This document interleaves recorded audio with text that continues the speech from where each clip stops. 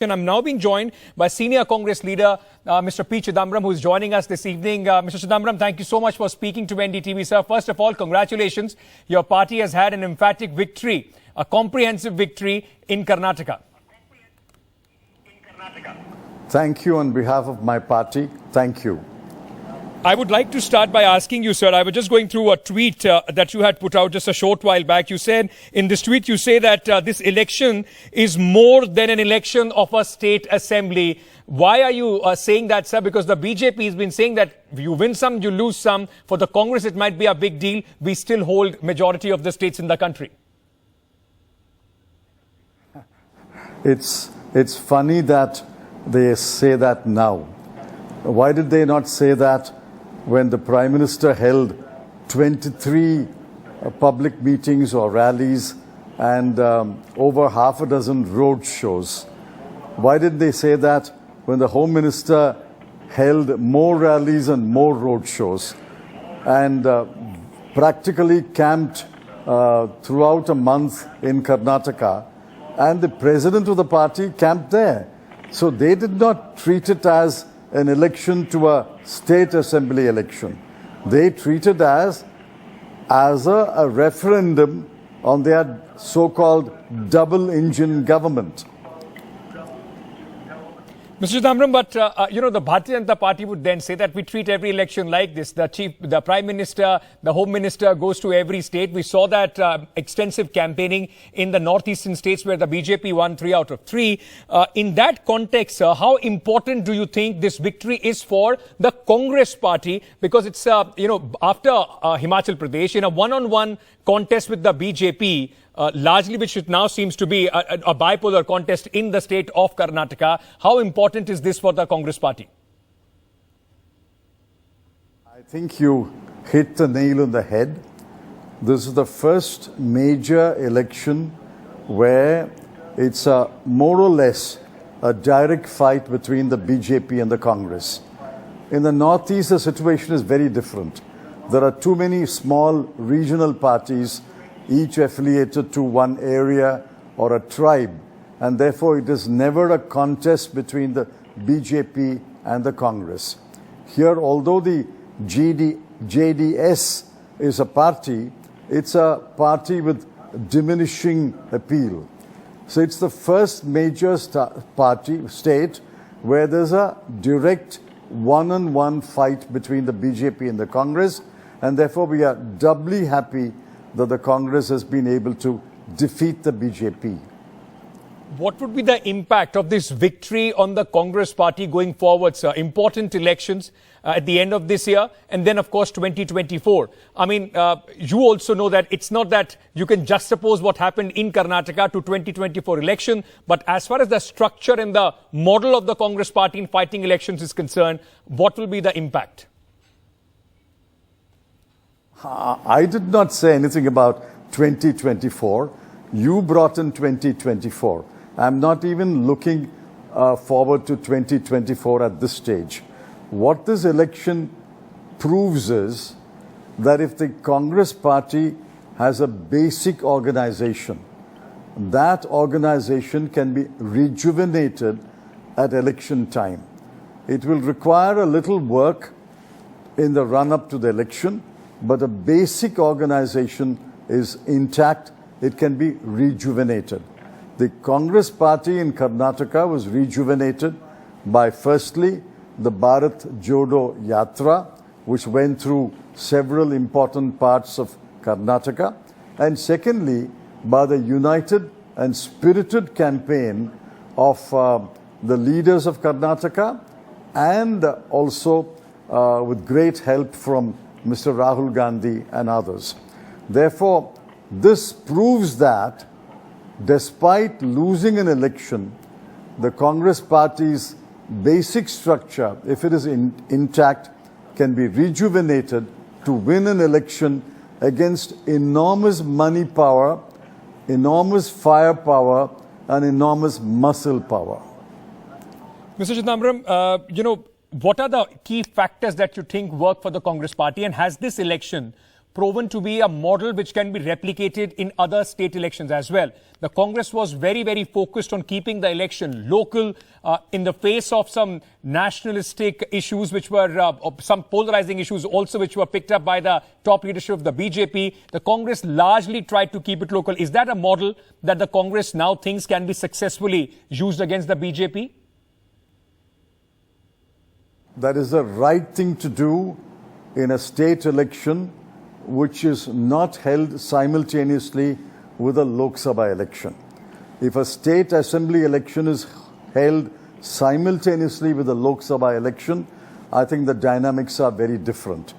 But if a state election is a standalone election, I think the right thing to do is to keep it a local campaign, but in the undercurrent, there will always be national issues.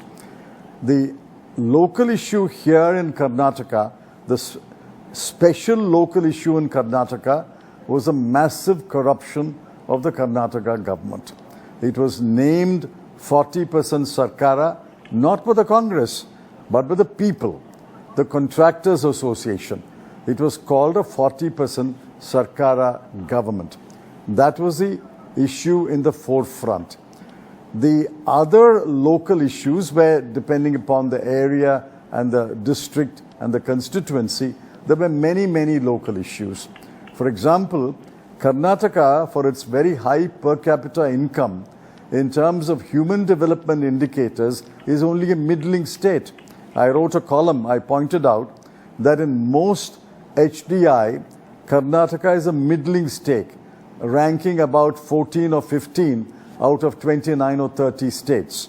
Therefore, obviously, there are serious gaps in the administration which people felt needed to be remedied.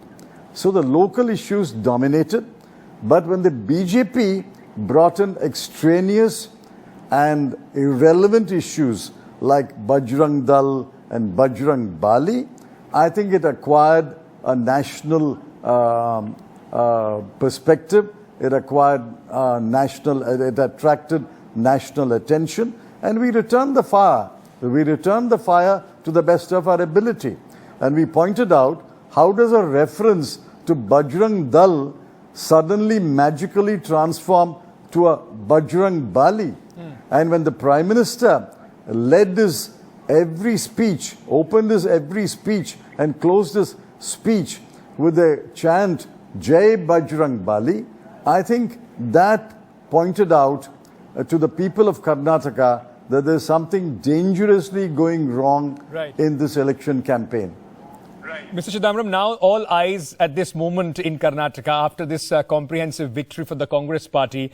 There won't be any jitters. I was earlier speaking to Mr. Abhishek Manu Singhvi that, usually he's embroiled in these Operation Lotus kind of cases in the Supreme Court. So at least as a legal luminary, that problem for the Congress party won't happen in the state of Karnataka. Are you relieved in that sense, sir, with the numbers that have come in?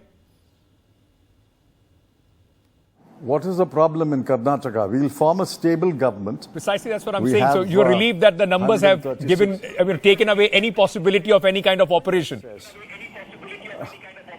It robs the BJP's attempts. It deprives the BJP of any distant attempt or a covert attempt to mount Operation Lotus. And I think the people understood that. The people understood that in 2018, the BJP did not come to power through a legitimate means. BJP came to power by manipulation, by deceit, and by money power. And they didn't want that shame descend on Karnataka once again. Chidambaram, now all eyes are on who is going to be the chief minister. As far as Congress party is concerned, the state of Karnataka is concerned, we've seen how the leadership issue, when there have been two strong leaders in other states, have time and again come to fore. Rajasthan is still grappling with it. Is there a formula that the Congress party is looking at between Mr. Siddaramaiah and Mr. D.K. Shivkumar? See, I am nobody to comment on who will be the chief minister of Karnataka. There are 136 or 137 MLAs who have gone through a grueling campaign, and they know the pulse of the people. They will meet tomorrow or day after, whenever, and they will express their views. Surely they will reflect the views of the people whom they are elected to represent, and the High Command will take into account the views of the elected MLAs and make a decision in the best interest of the party and in the best interest of the state of Karnataka. I think the Congress has done it so many 100 times over the last 60, 70 years. Why do you assume that the Congress cannot go through that very, very structured process to identify who will be the Chief Minister? Who will you give the credit for this victory, sir? Already parties tweeting Mr. Rahul Gandhi's videos with the Bharat Jodo Yatra. Who gets the credit for this victory? Obviously, Mr. Rahul Gandhi played a major role both through the Bharat Jodo Yatra and through his spirited campaign. But the main credit for the victory should go to the thousands and thousands of Congress workers who were either silent or dispirited. I think they were rejuvenated. The Bharat Jodo Yatra brought them out of their homes to the streets, and that momentum they kept up in the last 8 months or so, and they worked very hard. I visited Karnataka. I saw how hard, how earnest the Congress worker was in making sure that we win this time. And I think the bulk of the credit, the vast bulk of the credit must go to the Congress worker. In the end, sir, my last question to you. Now Karnataka is looking like a bipolar state. JDS seems to be being edged out by the top players, the Congress and the BJP, the national players. Is that going forward an advantage for the Congress party when you are looking at, let's say, 2024 and thereafter? Or do you think that, some way the BJP did not have presence in the old Mysuru region before that? Now this would be an even Steven between the BJP and the Congress across the state? I personally believe in a two-party system, or at most a three-party system. There could be states in which there is a three-party system, but by and large, I personally support a two-party system, and I would welcome a situation where the Congress is one of the poles in every state, and there is another pole. If that pole happens to be the BJP in many states, so be it. It's not for me to say who the pole should be. If the BJP is the pole in most of the northern states, so be it. Rajasthan, Madhya Pradesh, Chhattisgarh, Jharkhand. The Congress is one pole and the BJP is another pole. So be it. But we will fight them directly. And merely because in some elections we lost to the BJP, it doesn't mean that we cannot defeat the BJP. The Karnataka election has proved that in a bipolar contest, it's not always that the BJP will win. The Congress can also win. Congress won in Himachal Pradesh, Congress won in Karnataka, and going forward, you will find that the Congress is able to defeat the BJP in bipolar contests. Does this bolster the Congress's claim on the top contender against Prime Minister Narendra Modi? Will there be a Congress Prime Ministerial candidate against Prime Minister Modi in 2024, sir?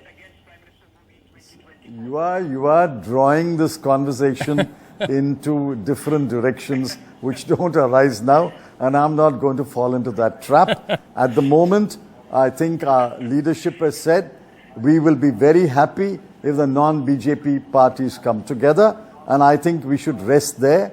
We should be very happy if the non-BJP parties come together. Mr. Chidambaram, always a pleasure talking to you. Thank you so much for taking the time out and speaking to NDTV. Thank you very much. Thank you.